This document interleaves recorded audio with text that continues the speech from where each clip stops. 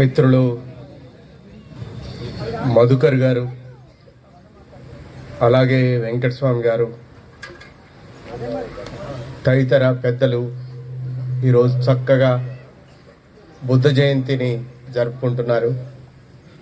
నాకు ఇది చూడగానే చాలా ఆనందం వేసింది. చక్కని బోధి వృక్షం, చక్కని భవనం, విశాలమైన వెనుక చెరువు, దారి పొడుగున మంచి చెట్లు. నేను వచ్చేటప్పుడు చాలా ఆనందంగా ఫీల్ అయ్యాను. నిజంగా ప్రతి గ్రామంలో కానీ, గ్రామం సెంటర్లో కానీ, చెరువు పక్కన కానీ ఇలాంటి బౌద్ధ విహార్ గనక ఉన్నట్టయితే చాలామందికి ఒక అద్భుతమైన జ్ఞానం కానీ, అద్భుతమైన జీవితం కానీ, మనస్సు ప్రశాంతంగా ఉండటానికి కావలసిన అన్ని వసతులు ఉన్నట్టుగా ఆ గ్రామానికి చెందుతుంది.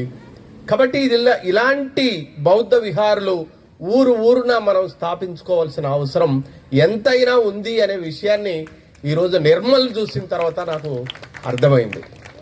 దీనికి ఎవరెవరు ఎంత కష్టపడ్డారు, ఎలా కృషి చేశారు అనే విషయాల్ని నాకు తెలియదు. అయినా ఆ కృషిలో భాగంగా మీ అందరికీ కూడా కృతజ్ఞతలు తెలియజేస్తున్నాను. బంతిజీ గారు, ఆయన అంటే నాకు ఎంత గౌరవం ఏర్పడిందంటే ఈరోజు ఇక్కడికి వచ్చిన తర్వాత మరి ఇంత టైం అయింది కదా బంతిజీ, అన్నం తిని వెళ్ళండి అని అంటే ఆయన ఒక మాట అన్నాడు, బంతిజీలు ఎవరు కూడా సాయంత్రం పూట అన్నం తినరు అని చెప్పాడు. నాకు ఎక్కడో మనసు కలుక్కో అనిపోయింది. ఎంత నియమబద్ధమైన జీవితం, ఎంత ఉన్నతమైన జీవితం. ప్రధానమైన 3 ఇంగ్లీష్ పుస్తకాలని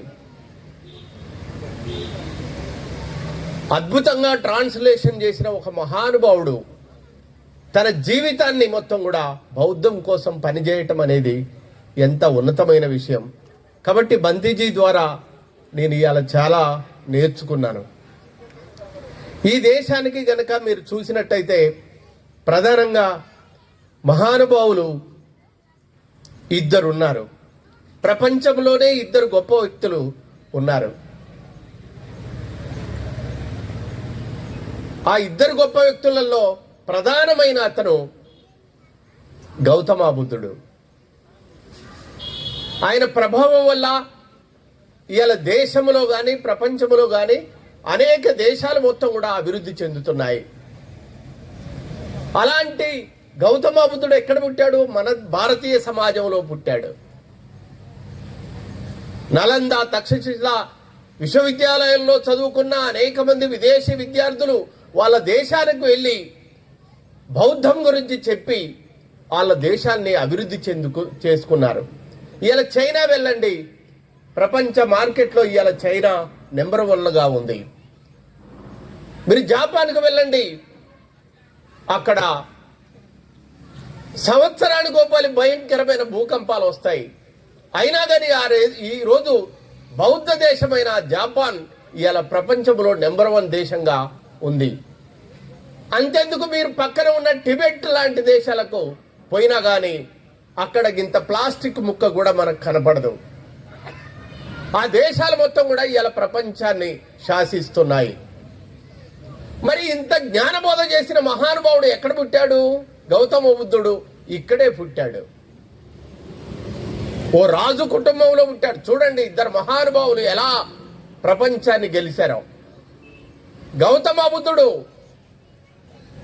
రాజు కుటుంబంలో పుట్టి రాజ్యం వదిలిపెట్టాడు. భార్యతో చెప్పాడు, అమ్మా ఈ దుఃఖానికి కారణం ఏంటో వెతకటానికి వెళుతాను అని భార్య అనుమతి తీసుకొని వెళ్ళాడు. అదే టైంలో గౌతమ బుద్ధుడు 2 రాజ్యాల మధ్య నీటి కోసం యుద్ధం జరుగుతుంటే, అప్పుడు రాజ్యాలు ఇంకా అభివృద్ధి చెందలేదు, ఘనాలు మాత్రమే ఉన్నాయి. మనుషుల మధ్య నీటి కోసం యుద్ధం చేసుకొని రక్తాలు పారటం మంచిది కాదు. నీరు గొప్పదా, రక్తం గొప్పదా అంటే రక్తం చాలా విలువైంది కాబట్టి రక్తం పారటానికి వీల్లేదు అని చెప్పినందుకు ఆ ఘనములో ఉన్న వాళ్ళందరూ కూడా నువ్వు పక్క దేశానికి పక్క రాజ్యానికి సపోర్ట్ చేస్తున్నావు అని ఆయన మీద నిందలు వేసి ఆయనని రాజ్య బహిష్కరణ చేశారు. ఆయనకు ఉరిశిక్షను ప్రకటించారు. మీరు ఉరిశిక్ష వేసినా, నేను చచ్చిపోయినా బతికున్నా కానీ నేను ఇక్కడ లేకుండా ఉంటే మీకు అభ్యంతరం ఏమీ ఉండదు కదా. కాబట్టి మా తల్లిదండ్రులను కానీ రాజ్యాన్ని కానీ నా భార్య పిల్లలను కానీ ఇబ్బంది పెట్టొద్దు, నేను బయటికి వెళ్తానని రాజ్యం వదులుకున్నాడు.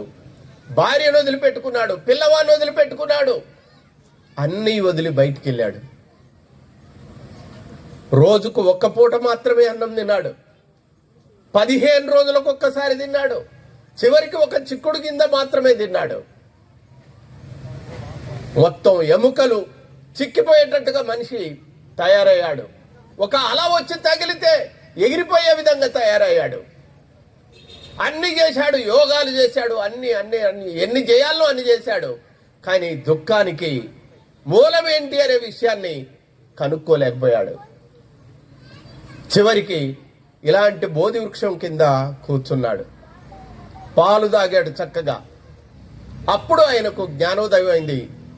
సృష్టి తనకు తాను సృష్టించుకున్నదనెను, జీవిపోయినంక జీవాత్మ ఉండదనెను. దుఃఖానికి మూలం స్వార్థమనే చిక్కుముడిని విప్పెన్. బుద్ధం శరణం గచ్చామి, బౌద్ధం శరణం గచ్చామి, సంఘం శరణం గచ్చామి, ధమ్మం శరణం గచ్చామి. జీవి పోయినాక ఇంకా జీవాత్మ అనేది ఉండదురా, మనిషికి ఇంకో జన్మ అనేది ఉండదు అని చెప్తాడు. ఇలాంటి విషయాలు మొత్తం కూడా ఆ రోజు స్వర్గం ఉంది, నరకం ఉంది, దేవుడున్నాడు అని యజ్ఞ యాగాదుల పేరుతోటి పశుపక్షాదులను మొత్తం కోస్తున్న టైంలో గౌతమ బుద్ధుడు జీవహింస లేకుండా కొట్లాడాడు. రాజ్యాల మధ్య యుద్ధం జరగకుండా చూశాడు. ఆయన ఎంత గొప్ప మహానుభావుడు అంటే 2 రాజ్యాల మధ్య అంగుళీకుడు అనేవాడు మనుషుల వేళ్లు నరికి మెళ్ళో వేసుకునేవాడు. అలాంటి అంగుళీకుడిని గౌతమ బుద్ధుడు చాలా మంది రాజ్యాల ప్రజలందరూ చెప్పారు, అంగుళీకుడు అనేవాడు ఇట్లా చేస్తున్నాడు అని అంటే ఆయన బుద్ధుడు దారి వెంట అంగుళీకుడి దగ్గరికి వెళ్ళాడు. అంగుళీకుడు గౌతమ బుద్ధుడిని చూడగానే అప్పటి వరకు అంగుళీకుడు ఎలాంటి వాళ్ళని చూశాడు? ఆయన చూడగానే బెదిరిపోయే వాళ్ళని చూశాడు, దాచుకునే వాళ్ళని చూశాడు, వచ్చి దండం పెట్టే వాళ్ళని చూశాడు, రక్షణ కోరే వాళ్ళని చూశాడు. కానీ గౌతమ బుద్ధుడు దగ్గరికి వస్తున్న కొద్దీ అతను దేదీప్యమానంగా సూర్యుడు వచ్చినట్టు వస్తున్నాడు, భయం లేకుండా వస్తున్నాడు, దాచుకోవటానికి ప్రయత్నం చేయట్లేదు. అతన్ని దగ్గరికి వచ్చిన తర్వాత అంగుళీకుడే భయపడి గౌతమ బుద్ధుని కాళ్లకు పాదాలకు నమస్కారం చేశాడు. అప్పుడు గౌతమ బుద్ధుడు తన బోధనలతోటి అంగుళీకుడిని మార్చివేశాడు. అలా అంగుళీకుడిని ఎమ్మడి పెట్టుకొని పక్క రాజ్యం పోయిన తర్వాత అక్కడ రాజులందరూ అంటా ఉంటారు, మీ శాంతి ప్రవచనాలు మొత్తం కూడా, మీరు చెప్పే మంచి మాటలు మొత్తం కూడా మాకు చెప్పబాకండి. మా 2 రాజ్యాల మధ్య ఒక అంగుళీకుడు అనేవాడు చేతి వేళ్లను నరికి మెల్లో వేసుకొని తిరుగుతున్నాడు, ఇగో వానికి చెప్పండి ఈ బోధనలు అని చెప్పాడు రాజు. అప్పుడు చెప్పగానే గౌతమ బుద్ధుడు అంటాడు, ఇగో వాడేవి అంగుళీకుడు అని చెప్తాడు. అలా అంగుళీకులు లాంటి వాళ్ళను కూడా మార్చిన మహానుభావుడు గౌతమ బుద్ధుడు. యజ్ఞయాగాల పేరుతోటి మొత్తం కూడా పశుపక్షాదులను బలిస్తుంటే, రాజా నువ్వు పంట చేనుకు వెళ్ళి పంట కోసుకొచ్చి పశువులకు వేస్తున్నప్పుడు అది ఆనందంగా ఉంటుందా, దాని మెడ నరుకుతున్నప్పుడు ఆనందంగా ఉంటుందా అంటే అది తింటూ నెమరేస్తున్నప్పుడు ఆనందంగా ఉంటది అని చెప్తాడు రాజు. మరి తన ఆనందం కోసము నువ్వు గడ్డి తెచ్చేసావే, అలాంటి దాన్ని నిర్దాక్షిణ్యంగా చంపితే అది ఎంత బాధపడుతుందంటే నిజమని రాజ్యాలు మొత్తం కూడా మారిపోయాయి ఆ రోజు. ఆయన ప్రభావం ఎంత గొప్పదంటే ఈ ప్రపంచాన్ని జయించడానికి వచ్చిన అలెగ్జాండర్ లాంటి వాడు ప్రపంచ దేశాలన్నీ తిరుక్కుంటూ వచ్చాడు. భారతదేశం వచ్చిన తర్వాత బౌద్ధాన్ని ఎరిగి అలెగ్జాండర్ లాంటి వాడు భారతదేశం మీద యుద్ధం చేయకుండా వెళ్ళిపోయాడు. ఎంత గొప్ప మహానుభావుడు. అనేక మంది సైంటిస్టులు మొత్తం కూడా బౌద్ధం చాలా గొప్పది అని చెప్పారు. మార్క్స్ లాంటి మహానుభావుడు బౌద్ధం మతం కాదు, అది మతానికి విరుగుడు అని చెప్పాడు ఆయన. మార్క్స్ చెప్పిన ఒక మనిషిని ఇంకో మనిషి దోచుకోవద్దని చెప్పాడే మార్క్స్ సిద్ధాంతం. ఆ దోచుకోవద్దనేది ఎక్కడి నుంచి తీసుకొచ్చాడంటే బౌద్ధం నుంచి తీసుకొచ్చాడు మార్క్స్. అశోకుడు లాంటి వాళ్ళు కళింగ యుద్ధంలో లక్షలాది సైన్యాన్ని పోగొట్టుకున్నవాడు ఇక నా జీవితంలో యుద్ధము చేయను అని ఆయుధం కింద విసిరి కొట్టాడు. ఎంత గొప్ప మనిషి. అలా ప్రపంచాన్ని మొత్తం కూడా జయించిన మహానుభావుడు గౌతమ బుద్ధుడు. ఆయన మన దేశంలోనే పుట్టాడు. ఇక ఇంకో మహానుభావుడు ఉన్నాడు. ఈయన రాజు కుటుంబంలో పుట్టాడు.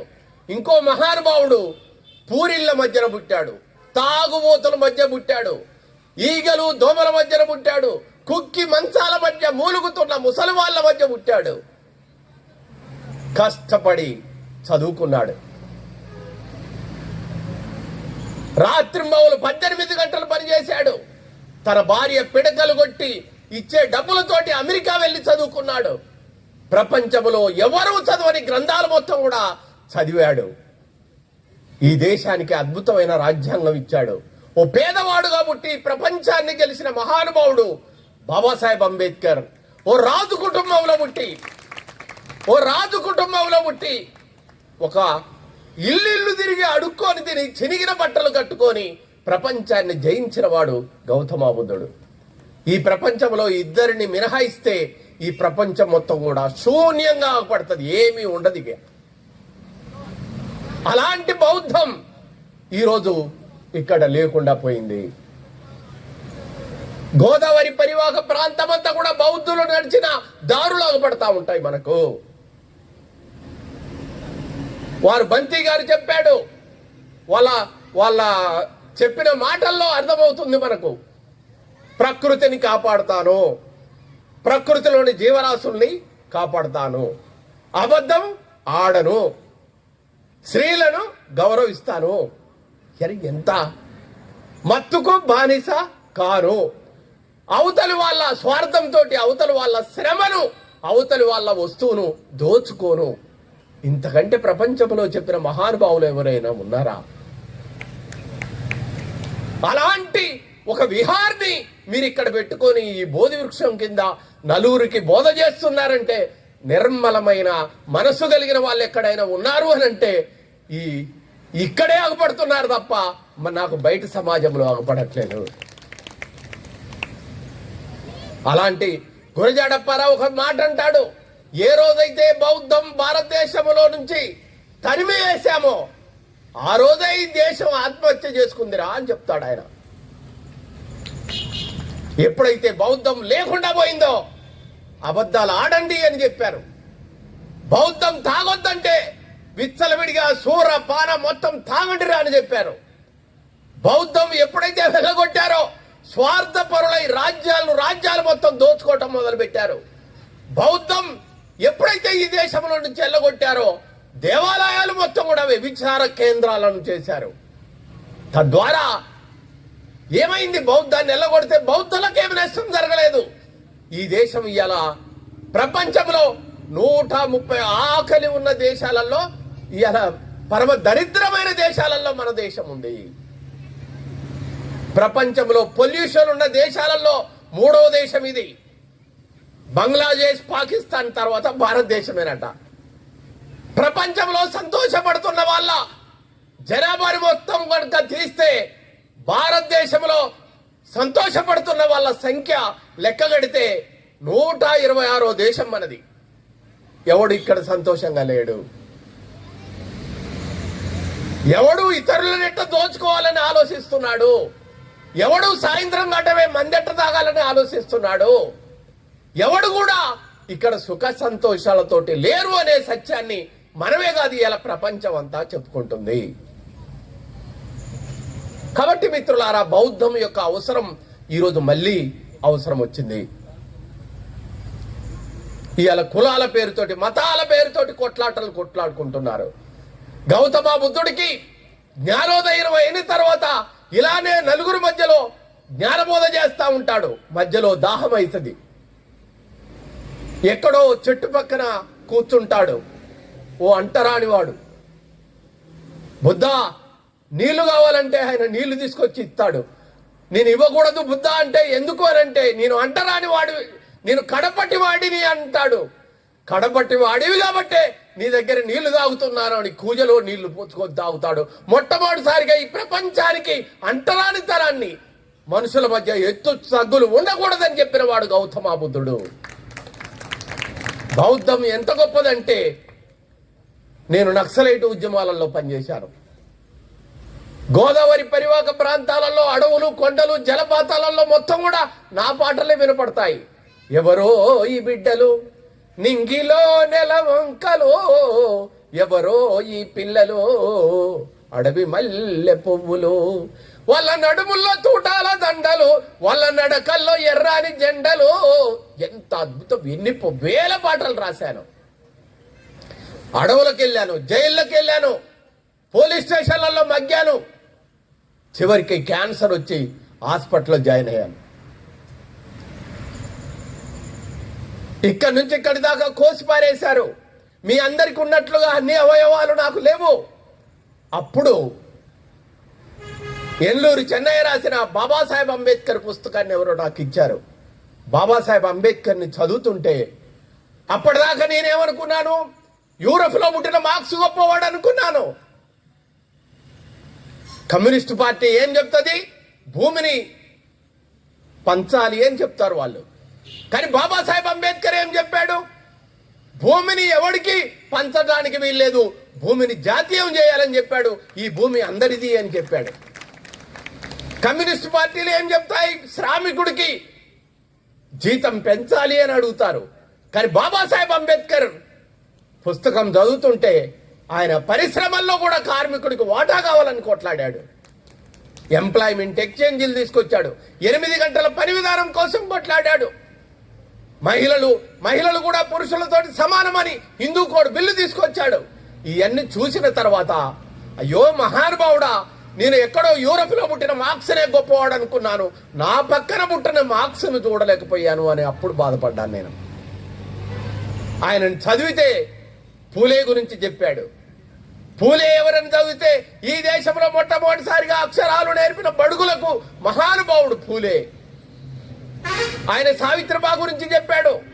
ఎవరి సావిత్రిబా అంటే, ఈ దేశంలో నస్త్రీ స్వాతంత్ర మరాఠీ, స్త్రీలకు స్వాతంత్రం ఉండకూడదు, పుట్టినప్పుడు తండ్రి కాడ, యవ్వనములో భర్త కాడ, వృద్ధాప్యంలో పిల్లల కాడ పడి చావాలని చెప్పిన ఈ శాస్త్రాలు మొత్తం కూడా.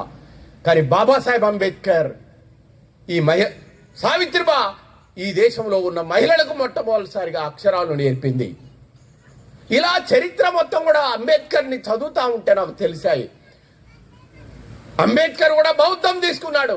ఏముంది బౌద్ధములో అంటే, అది ప్రపంచాన్ని గెలిచిన ఒక అద్భుతమైన జీవన విధానం అనే సంగతి నాకు తెలిసిపోయింది. అప్పుడు నేను బుద్ధుడి మీద, పూలే మీద, అంబేద్కర్ మీద, సావిత్రిబా మీద వందలాది పాటలు రాసి ఊరా తిరిగి పెద్ద ఎత్తున ప్రచారాన్ని మొదలుపెట్టాను. నా డాక్టర్ నన్ను 2 నెలల కంటే 15 రోజుల కంటే ఎక్కువ బతకమని చెప్పాడు. కానీ డాక్టర్ చెప్పింది అబద్ధమని నేను ఎలాంటి మందు వాడకుండా కేవలం బాబాసాహెబ్ అంబేద్కర్ బుద్ధుడిచ్చిన జ్ఞానంతో నేను బతికి ఇవాళ 20 సంవత్సరాలైంది. కాబట్టి ఇలాంటి సత్యము ఈ ప్రపంచానికి చెప్పటానికి ఈరోజు నిర్మల్ రావటం అనేది జరిగింది మిత్రులారా. కాబట్టి ఇలాంటి విషయాన్ని మీరు కూడా, మీ పిల్లలు, మీ కుటుంబం, మీరు గనుక బౌద్ధాన్ని తీసుకుంటే మీ ఇల్లాలు ఎంతో సంతోషపడుతుంది. ఎందుకంటే మీరు ఎప్పుడు మందుకు ముట్టుకోరు. ఇక బౌద్ధానికి వచ్చిన వాడు మందు ముట్టుకోడు. బౌద్ధం తీసుకున్నవాడు అబద్ధమానడు. బౌద్ధాన్ని తీసుకున్నవాడు అవతల వాడికి డబ్బులు ఎగ్గొట్టడు. బౌద్ధాన్ని తీసుకున్నవాడు స్త్రీలను గౌరవిస్తాడు, బౌద్ధాన్ని తీసుకున్నవాడు మోర్ డెమోక్రటిక్ గా ఉంటాడు. కాబట్టి మీరు బౌద్ధం తీసుకోవటం వల్ల ఉన్నత వ్యక్తులుగా ఓ బాబాసాహెబ్ అంబేద్కర్ని చూడండి. ఆయన ఎప్పుడైనా చలి ప్రదేశంలో చదువుకున్నాడు, మందు ముట్టుకున్నాడా? ముట్టుకోలేదు. ఆయన ఏ రోజైనా అబద్ధం ఆడాడా? ఆడలేదు. ఆయన ఏ రోజైనా స్త్రీలతోటి అసభ్యంగా ప్రవర్తించాడా? ప్రవర్తించలేదు. ఆయన నిత్యం ఒక అపారమైన జ్ఞాని, ఈ ప్రపంచంలో ఎవరూ చదవని చదువు చదివాడు. కాబట్టి అలాంటి జ్ఞానమే కాదు, నైతిక విలువలు ఉన్నాయి కాబట్టి ఆయన అంత గొప్పవాడయ్యాడు. ఆయనను మనం అందరం పూజిస్తున్నాం. గౌతమ బుద్ధుడు ఉన్నాడు. ఏ రోజైనా అబద్ధం ఆడాడా? ఏ రోజైనా మందు ముట్టుకున్నాడా? ఏ రోజైనా స్త్రీలతో అసభ్యంగా ప్రవర్తించాడా? ఏ రోజైనా స్వార్థానికి ఒడిగట్టాడా? లేదు.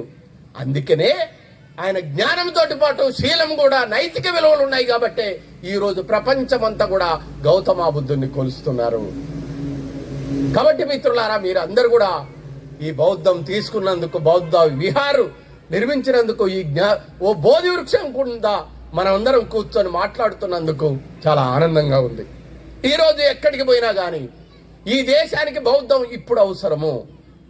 ఎందుకంటే ప్రతివాడు నటిస్తున్నాడు, ఎవడు కూడా జీవించడానికి లేడు. ఇక్కడ అబద్ధాలు ఆడుతూ ఉన్నారు. రోడ్డు మీదకి ఎక్కితే అబద్ధాలు ఆడుతూ ఉంటారు, రోడ్డు మీదకి ఎక్కితే మోసం చేస్తూ ఉంటారు, రోడ్డు మీదకి ఎక్కితే తల్లిదండ్రులని రోడ్డు మీద వేసి గిరాట కొడతా ఉంటారు.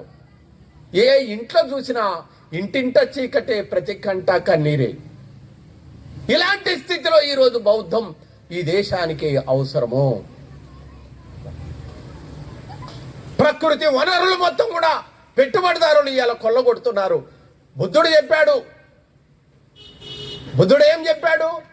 బుద్ధుడు అయితేంది, సిద్ధార్థుడు అయితేంది, దేవదత్తుడు అయితేంది, ఇద్దరు కూడా వేటకు పోయారు. హంసకు కొడితే గాయమైంది. కొట్టిన వాడిదే హంస అంటాడు దేవదత్తుడు. లేదు, నేను కాపాడిన కాబట్టి నాది అంటాడు బుద్ధుడు. కానీ చరిత్రలో హంసను కాపాడిన వాడిదే అయింది. కాబట్టి ఇలాంటి విషయాలు మొత్తం కూడా ఈరోజు ప్రకృతి వనరులు మొత్తం కూడా దోచుకోబోతున్నారు. మనిషికి కావలసిన ఇలాంటి చెట్టు కింద, బోధి వృక్షం కింద కూర్చొని 4 ఆక్సిజన్ పీలుద్దామంటే కూడా ఇవాళ దొరకట్లేదు. ఇలాంటి స్థితిలో ఈ ప్రకృతిని కాపాడవలసిన బాధ్యత మనందరి మీద ఉంది. జీవులను కాపాడవలసిన మీరు కనుక అందరికి ఇళ్లకు పాల పాకెట్లు వస్తాయి. పశువులు మొత్తం అంతరించిపోయిన తర్వాత పాల పాకెట్లలో పాలుంటాయా? అంత కల్తీ పాలు వస్తున్నాయి. ఈరోజు ఎక్కడ చూడు కల్తీ ఉంది. ఇలాంటి పరిస్థితుల్లో బౌద్ధం చాలా అవసరమని చాలా మంది భావిస్తున్నారు. ఇలా ఎక్కడ చూడు ప్లాస్టిక్ ప్లాస్టిక్ ప్లాస్టిక్ వస్తుంది. బౌద్ధ విధానం బంతి గారిని చూసి మనం నేర్చుకోవాలి. బంతి గారి బ్యాగులో ఏముంది? ఓ బాటిల్ ఉంటుంది. ఎందుకు ఆయన బాటిల్ పట్టుకొని తిరుగుతున్నాడు అంటే, మనం రోజు కార్లలో, జీబులలో తిరుగుతూ ఉంటాం. తిరిగినప్పుడల్లా ఏం చేస్తూ ఉంటాం? దాహం వేసినప్పుడల్లా ఓ ప్లాస్టిక్ బాటిల్ కొంటాం. ప్లాస్టిక్ బాటిల్లో నీళ్లు తాగటం వల్ల ఇలా ప్రధానమైన ప్లాస్టిక్ బాటిల్లో నానో టెక్నాలజీ కూడా అందని ప్లాస్టిక్ అణువులు ఉండటం వల్ల బ్లడ్లో కలిసిపోయి ఇమీడియట్లీ క్యాన్సర్ వస్తుంది. మనకు క్యాన్సర్ వస్తుంది. కానీ బాటిల్ ఎడిపోతుంది, బయటపడేస్తావు. బయటపడేస్తే ఏమైంది? అది భూమిలో కరిగిపోదు. చెరువులు వేస్తే తేలుతా ఉంటుంది. అవన్నీ సముద్రంలో చేరి జీవరాశులు మొత్తం కూడా అంతరించిపోతున్నాయి. తాగటానికి ఒక జపాన్ వెళ్ళండి, ఒక జర్మనీ వెళ్ళండి, బయట దేశాలకు వెళ్ళండి, ప్రతి మనిషికి ఒక క్రమశిక్షణ ఉంటుంది అక్కడ. ఇక్కడ ఏ క్రమశిక్షణ లేకుండా జీవిస్తూ ఉంటారు. నువ్వు తాగే నీళ్లను కూడా నువ్వు జాగ్రత్తగా వాడే పద్ధతి నీకు ఉండదు. అలా లేకుండా ఏం చేస్తాడు బంతి గారు? ఇలాంటి బాటిల్ పెట్టుకుంటాడు. నేను కూడా బౌద్ధంలోకి వచ్చిన తర్వాత ఇలాంటి బాటిల్ పెట్టుకున్నాను. ఈ బాటిల్ ఎన్ని రోజులైనా నా ఎమ్మటి వస్తూ ఉంటుంది. దీంట్లో బాటిల్లో నీళ్లు పోసుకుంటాను. చలికాలం అయితే వేడి నీళ్లు పోసుకుంటాను. బ్రహ్మాండంగా వేడి నీళ్లు తాగుతాను. తద్వారా ఏమైంది? 4 బాటిళ్ళు రోడ్డు మీద వేయకుంటాయా నేను.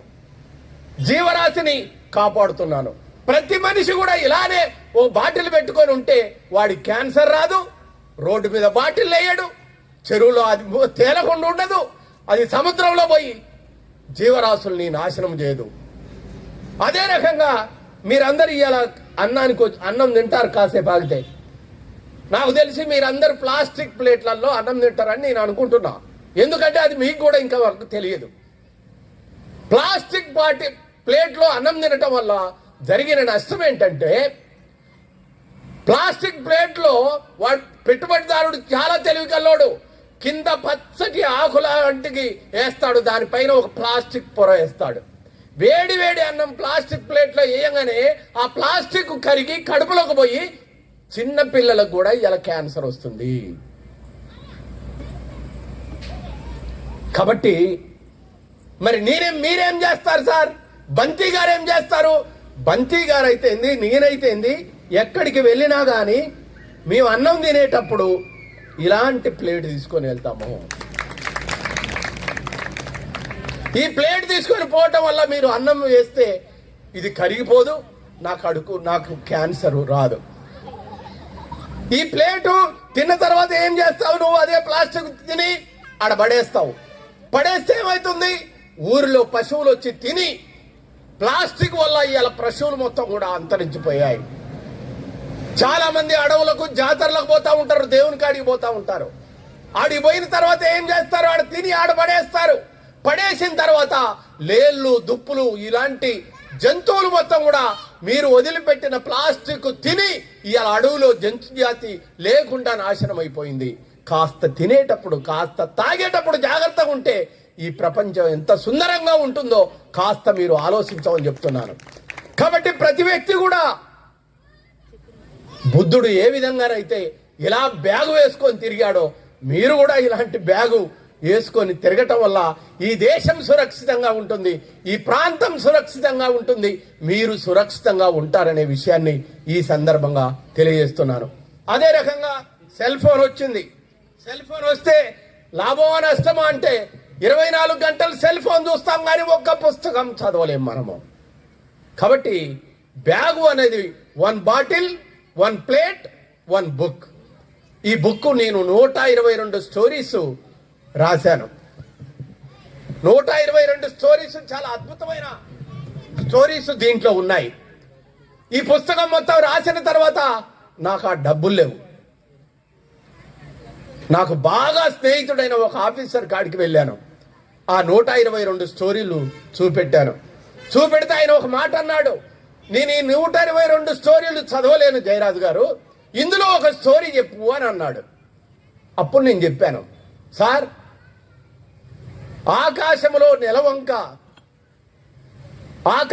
నెలవంక ఏ రోజైతే పడుతుందో ఆ రోజు సముద్రంలో ఉన్న తాబేళ్లు మొత్తం కూడా ఒక డిస్టెన్స్లో పోయి గుడ్లు పెడతాయి. నెలవంక పెరుగుతూ ఉంటుంది, సముద్ర పొలాలు పెరుగుతూ ఉంటాయి, గుడ్లల్లో పిల్లలు పెరుగుతూ ఉంటాయి. నిండు పున్నమి వచ్చేటప్పటికి గుడ్లల్లో పిల్లలు బయటికి రావాలని చూస్తాయి. నిండు పున్నమి రోజు ఎన్నడూ లేని విధంగా సముద్ర బల గుడ్డు దాకా పోయి కొట్టగానే గుడ్డు పగిలే అలతోటి పాటు తాబేలు పిల్లలు బిలబిలబిల అని సముద్రంలో చేరిపోతాయి. ఒక వినీలాకాశంలో ఉన్న సందమామ సముద్ర పలలు సమస్త జీవరాశికి ఉన్న సంబంధమే ప్రకృతికి మనకు ఉన్న సంబంధం అని చెప్పాను. ఆయన వెంటనే నా మొదటి పుస్తకాన్ని ప్రింట్ చేసి ఇచ్చాడు. ఆ పుస్తకం ఇప్పుడు 4వ ముద్రణకు వచ్చింది. ఎక్కడ పోయినా వేలాది మంది పిల్లలు చదువుతున్నారు. ప్రతి చదువుకున్న ఇంట్లో ఈ పుస్తకం ఉంది. ఈరోజు అది ఇంగ్లీష్లోకి వచ్చింది, హిందీలోకి వచ్చింది, ఇప్పుడు కన్నడలోకి కూడా రాబోతుంది. ఈ పుస్తకం చదివిన ఒక ఇల్లాలు, అన్నా నువ్వు చాలా గొప్పోడివి అన్నా. ఏంటమ్మా, నేను ఇంతకుముందు బాత్రూంలో సాలీడు గూడు పెడితే చీపురు పెట్టి కొట్టి చంపేవాడిని, కానీ నీ పుస్తకం చదివిన తర్వాత సాలీడుని కొట్టబుద్ధి కావటం లేదా అని చెప్పింది. నిజామాబాద్లో ఒక రైతు ఈ పుస్తకాన్ని చదివి మల్బరు తోటలో పట్టు పురుగులు పెంచేవాడు. పుస్తకాన్ని చదివిన తర్వాత వ్యవసాయం మానేశాడు. సార్ నేను వ్యవసాయం మానేశా, ఎందుకయ్యా? నేను పట్టు పురుగులు పెంచి మల్బరీ తోటేసి పట్టుపురుగులు పెంచి సలసలగాగే నీళ్లలో వాటిని చంపి ఆ పట్టు దారం తీసి మీకు బట్టలు ఇచ్చేవాడిని. వాటిని చంపడానికి నా మనసొప్పలేదు. నీ పుస్తకం చదివిన తర్వాత నేను వ్యవసాయం మానేశాను, ప్రశాంతంగా జీవిస్తున్నానని చెప్పాడు ఆయన. ఈ పుస్తకం చదివిన రైతు 200 ఎకరాలలో పండ్ల తోటలేసి ఆ పండ్లు మొత్తం కూడా నాకు పంపి రసాయనిక ఎరువు లేకుండా పంటలు వేస్తున్నాడు. ఒకరోజు నేను పోయి ఆయన తోటకి వెళ్ళాను. మాట్లాడుకుంటూ తోట మధ్యకి వెళ్ళాం. ఇదేంటయ్యా అన్నాను. అన్నా, నీ పుస్తకాన్ని చదివి ఈ 200 ఎకరాలలో నేను తోట వేశాను కాబట్టి నాకు ఇన్స్పిరేషన్ ఇచ్చింది మీరే కాబట్టి ఇగో జయరాజు విహార్ అని ఇక్కడ గుడి కట్టాను చూడు, అది నీది అని చెప్పాడు. అరే నేను పోలేదు కదనయ్యా, ఇప్పుడే నాకు గుడి కడతావా, కట్టబాకు, ఇగో ఇందులో బుద్ధుణ్ణి పెట్టమని చెప్పాను. కాబట్టి మిత్రులారా, ఇలాంటి పుస్తకం మీ ఇంటిలో ఉండటం వల్ల, మీ పిల్లలు చదవటం వల్ల బౌద్ధాన్ని ఆచరిస్తారు, ప్రకృతిని కాపాడుతారు, 10 కాలాల పాటు అద్భుతంగా జీవిస్తారు. అయితే ఈ పుస్తకంలో ఉన్న ఫోటోగ్రఫీ కానీ, ఈ పుస్తకంలో ఉన్న అద్భుతమైన విషయాలు కానీ ఇవి సాధారణమైన విషయాలు కావు.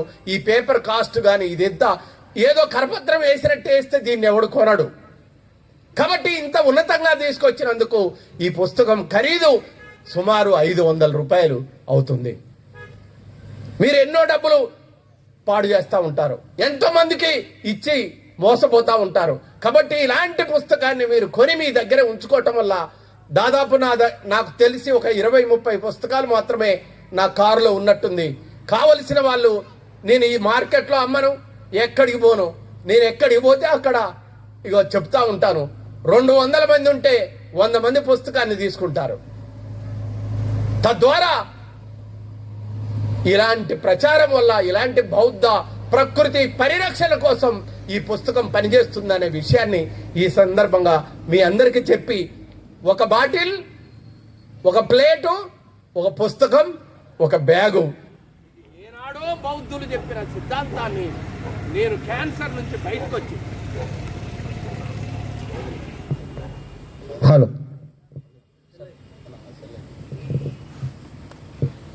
ఏనాడో క్యాన్సర్ నుంచి బయటకు వచ్చి నేను మంచిగా బతుకుతున్నాను, అద్భుతమైన పాటలు రాస్తున్నాను.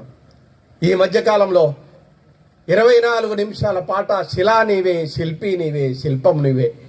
ఎంత అద్భుతమైన పాట. చాలా మంది అడిగారు, ఓ సుప్రీంకోర్టు జడ్జి మా ఇంటికి వచ్చాడు. ఇంటికి వచ్చి జయరాజ్ అని చూసి నన్ను చూసుకొని పరేషాన్ అయ్యాడు. అరే ఇంత వయసులో నువ్వు ఇంత గొప్ప పాట ఎలా రాశావంటే ఒక్కటే మాట చెప్పాను, బికాజ్ ఆఫ్ బుద్ధ, బాబాసాహెబ్ అంబేద్కర్ వల్ల రాశానని చెప్పాను. కాబట్టి ప్రపంచంలో జ్ఞానవంతుడు మాత్రమే ఈ విశ్వంలో ఎప్పుడు నిలబడి ఉంటాడు. జ్ఞానవంతుడు ఎక్కడ చచ్చిపోడు, కవి ఎక్కడ చచ్చిపోడు. వాడి పాటలు, వాడి ఆటలు, వాడి మాటలు, వాడి బోధనలు నిత్యం ప్రజలలో చైతన్యవంతం చేస్తూ ఉంటున్నాయి.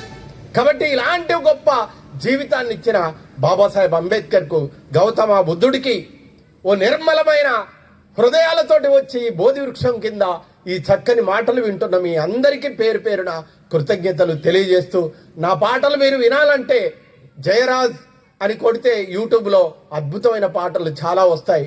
మీరు రోజు విని మీరు ఆనందించగలరు. కాబట్టి ఇప్పుడు ఈ టైంలో, ఈ చివరి దాదాపు ఇప్పటికే 11గా వస్తుంది, మీరందరూ కూడా భోజనాలు చేసి చక్కగా ఆనందంతో ఈ పుస్తకాలు తీసుకున్న పుస్తకంతో పాటు హాయిగా నాతోటి ఫోటోలు దిగి ఈ రాత్రి మొత్తం నేను ఎందుకు అనుకున్నానంటే, ఒక నిర్మల్ పోతున్నాను, అక్కడ బోధి వృక్షం ఉంటుంది, అక్కడ విహార్ ఉంటుంది అని చాలా గొప్పగా చెప్పారు మనోళ్ళందరూ.